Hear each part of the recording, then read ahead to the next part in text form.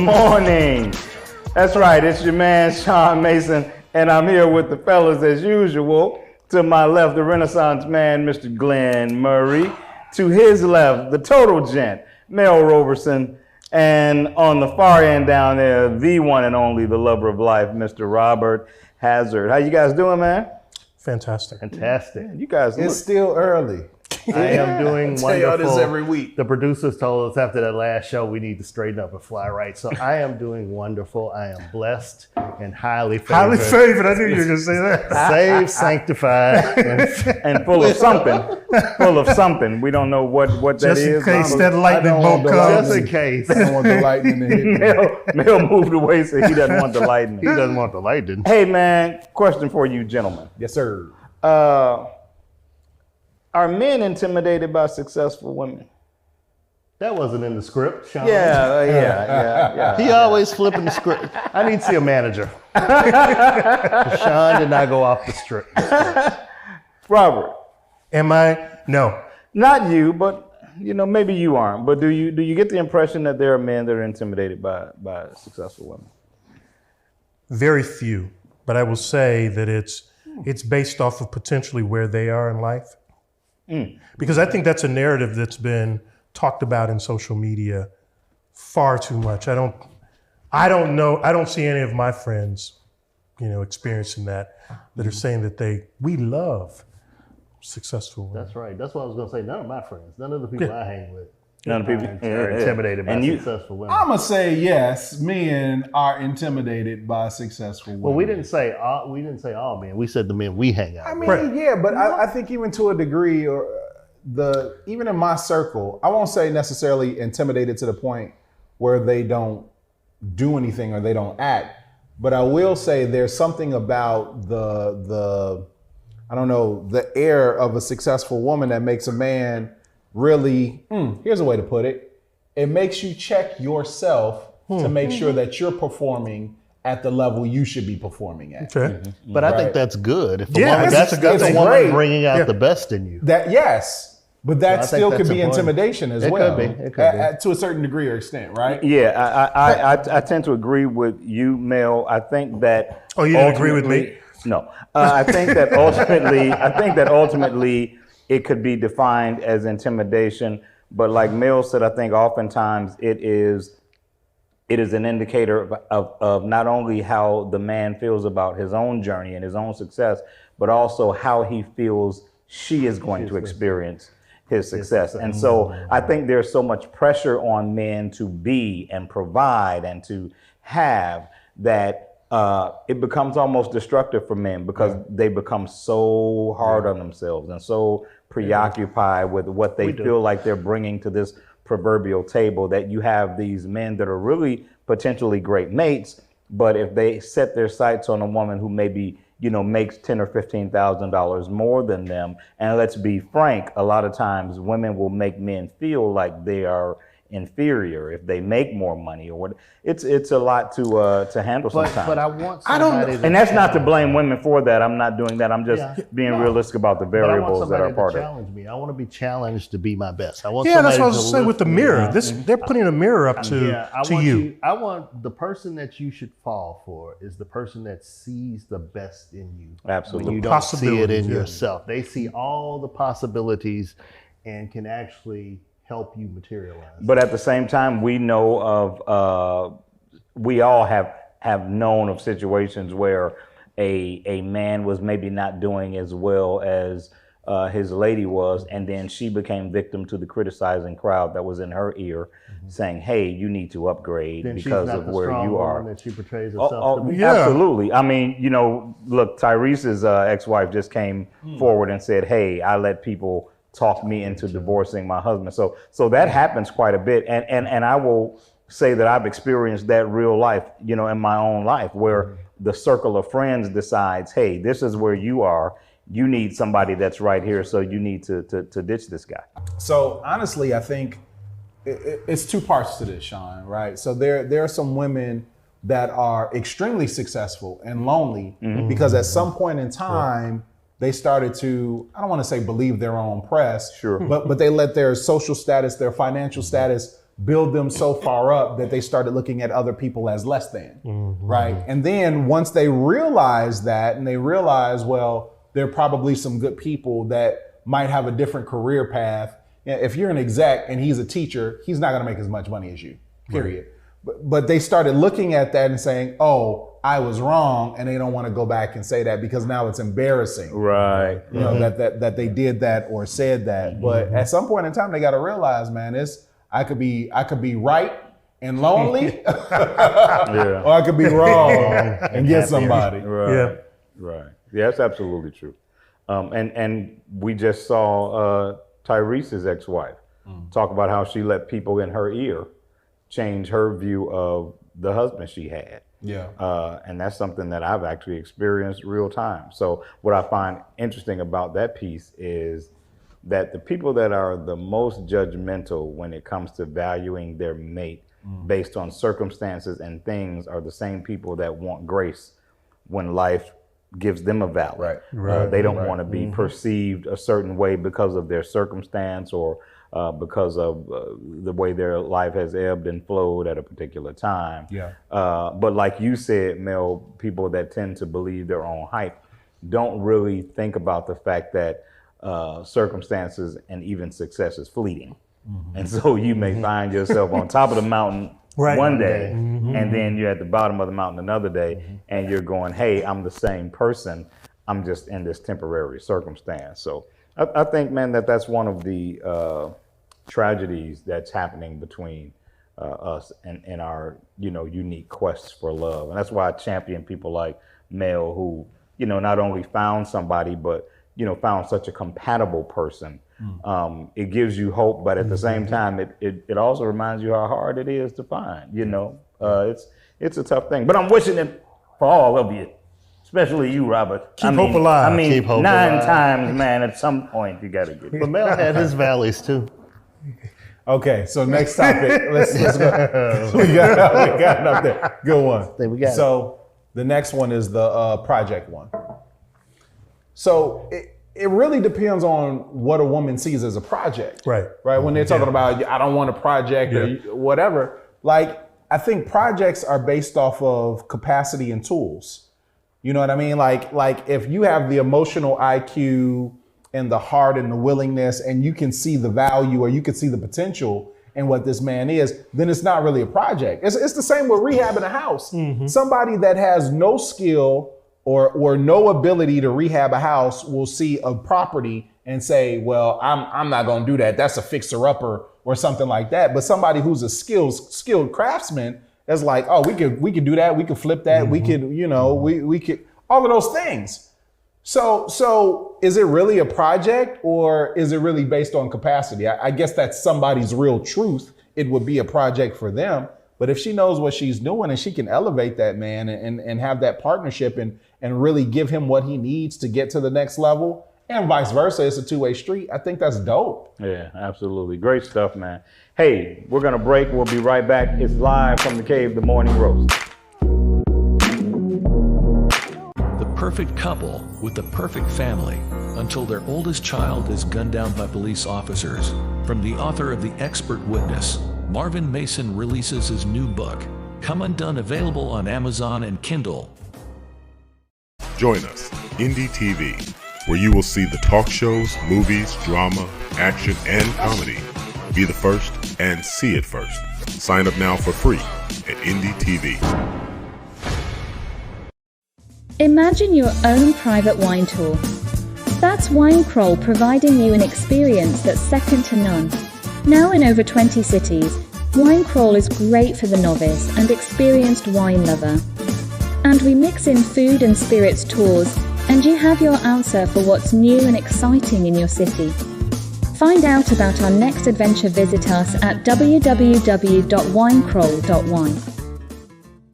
The Miracle on 75th Street KMT Health Food Store, the best kept secret in Chicago, owned by renowned medical doctor Sheldon T. Caesar, MD. Our goal is to restore and maintain your health naturally. KMT Health Food Store, 233 East 75th Street, or call us at 773-224-7500. Awaken your superpowers. He He said he might be short on waitresses. Hi, I'm looking for Mr. Booker. Yeah, we're hiring, but not for waitresses. Then what position are you looking to fill? This uncle of yours doesn't own a restaurant.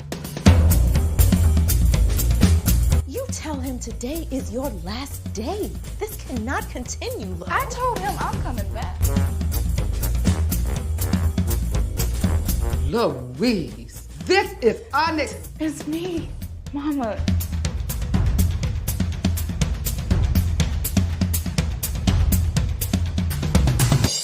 What do you do it for?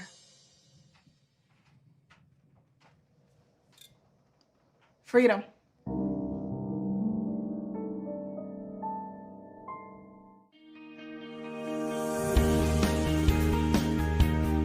There's lemonade, and then there's Chloe's. Indulge in the taste of nature's finest. Crafted with passion and bursting with unique, refreshing flavors. Every sip is a journey, a dance of zesty delight. Embrace moments of pure joy and connection. Experience the extraordinary. Chloe's, where lemons give you life.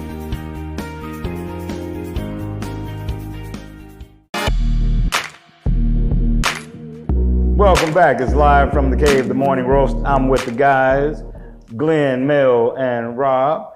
Hey, man, I've been thinking, what would you... That must hurt. I wanted to say something, but I was like, nope. You see the smoke, see the smoke coming from the top of my head? That's why I got the hat on, keep the smoke from... what would you tell the younger version of yourself now, if you could go back and tell them? And Robert, I don't mean run from Keisha. You know, I don't. You know, but what would you tell the younger person of yourself? I'm gonna start with you, Robert. Oh, okay. What I would tell myself is to develop relationships and bonds sooner. Mm-hmm. I think that when I look back, you know, I actually just had this discussion with some young men in a meeting the other day and talked about it. But I think that we need to build relationships at an early age because we're going to need those relationships, you know, later. You know, I applaud you brothers for being a part of fraternity. That's a bonding experience, right? And you can go to your brothers and be a part of that bonding. But for those that did not pledge, you know, now in my age now, it's kind of it's a struggle. But community, and I tell my kids this all the time, is the community is really important. Yeah, for you to be in your 90s and realize that, Rob, that's dope, bro.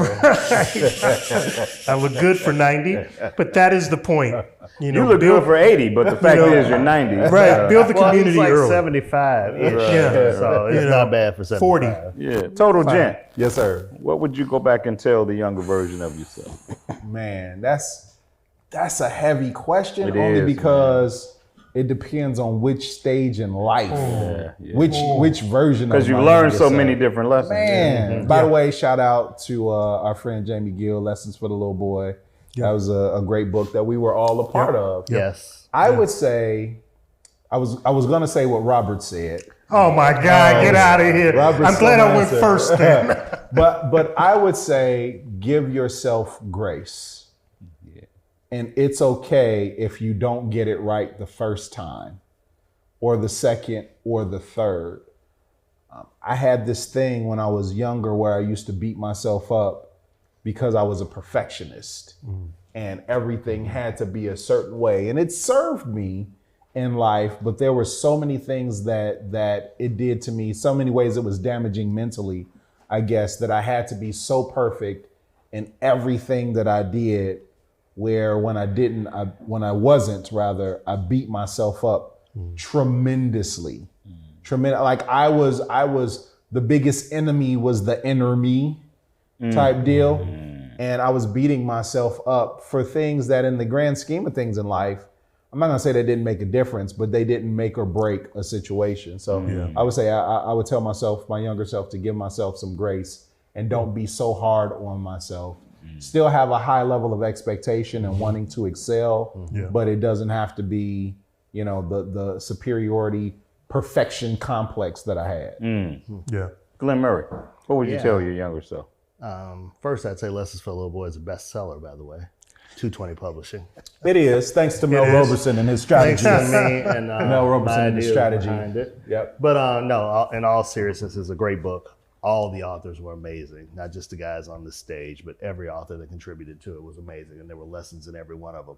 What I would take away from it, though, there's several things for me. A couple of what these fellows said: grant yourself the grace that other people didn't grant you. Mm-hmm. Learn to grant yourself that grace and mercy. That's the first thing. The other thing is, sometimes they're not your person, they're your progression. You need to really understand that difference. Because we always talk about the ones that got away and things like that. There's always that one that got away. They didn't get away. That was your lesson. And you always say there are no losses, there are lessons. That's something you always say. I do. And that's the embodiment of that when you think about it, because we always think about that one that got away, and it's like that big fish that we never caught. And we're always reaching back, looking back, thinking about that's the person we needed. But no, it's not. That's the person that helped you learn who you were, helped you learn what you liked, what you didn't like. They helped you progress to get to the person that you needed to get to.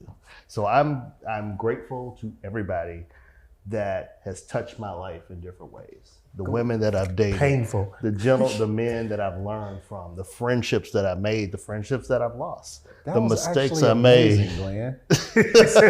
You got tears in your eyes. This is probably the only time I'm gonna say something nice to you. Okay, we gotta save this episode for sure. But yeah, I mean that's amazing, bro. Thank you for sharing that. Yeah. That's amazing. Yeah, but you really have to look at your life like that.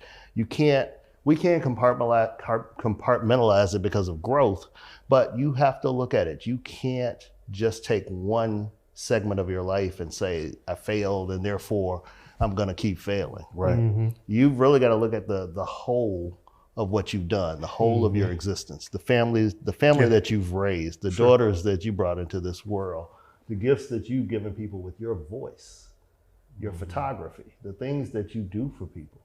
So I think as men, we put so much pressure on ourselves until we forget the good that we've done. And we've got to grant ourselves that mercy. Yeah. I'd say make peace with the ways you are different and don't be afraid to take the risk.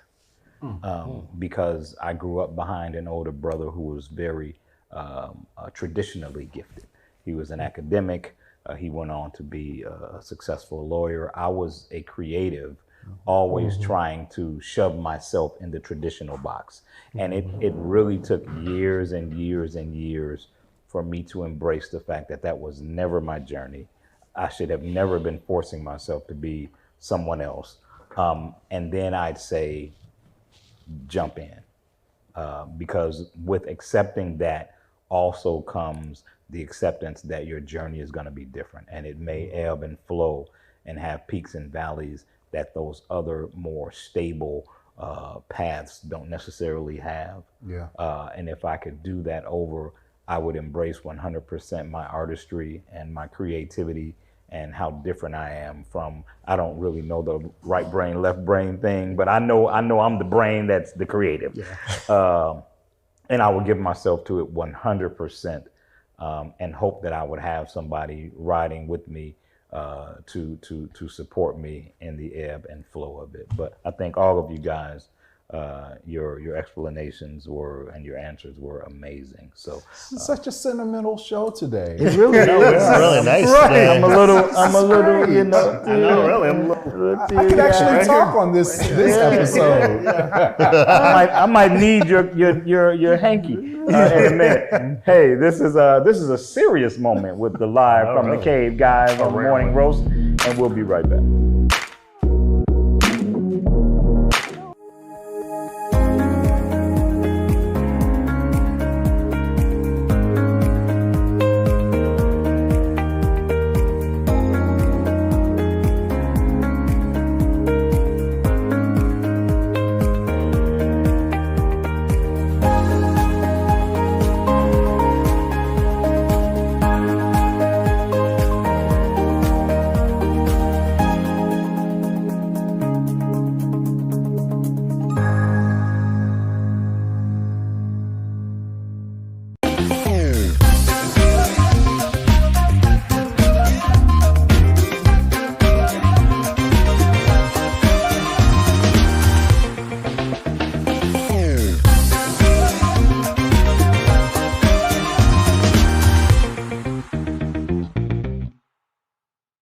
Imagine your own private wine tour.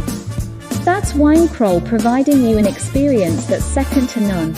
Now in over 20 cities, Wine Crawl is great for the novice and experienced wine lover. And we mix in food and spirits tours, and you have your answer for what's new and exciting in your city. Find out about our next adventure. Visit us at www.winecrawl.wine.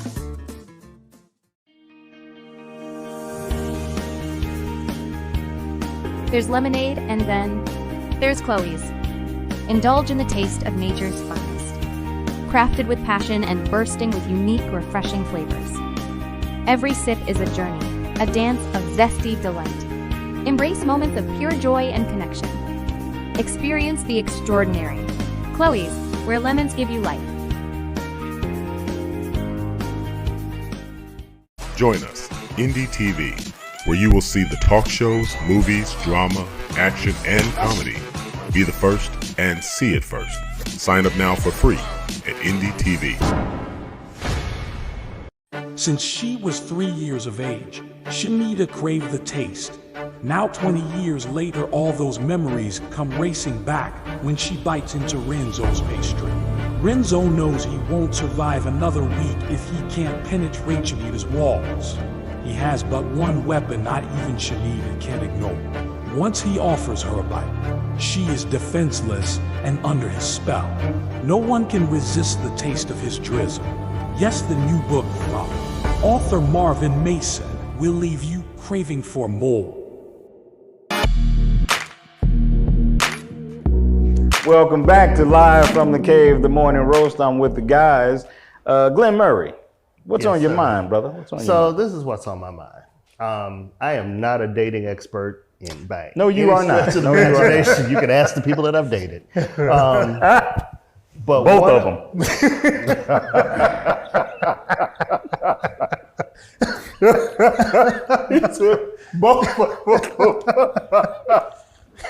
But one thing I've learned,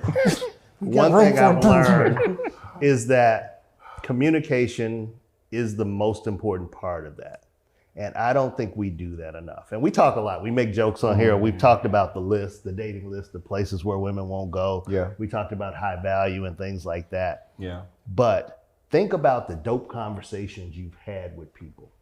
And my plea to women and to men, so we're not out here just talking about women, but to men is don't overlook those people that you find connection with in conversation, because that could grow into something amazing. And that's happened to me.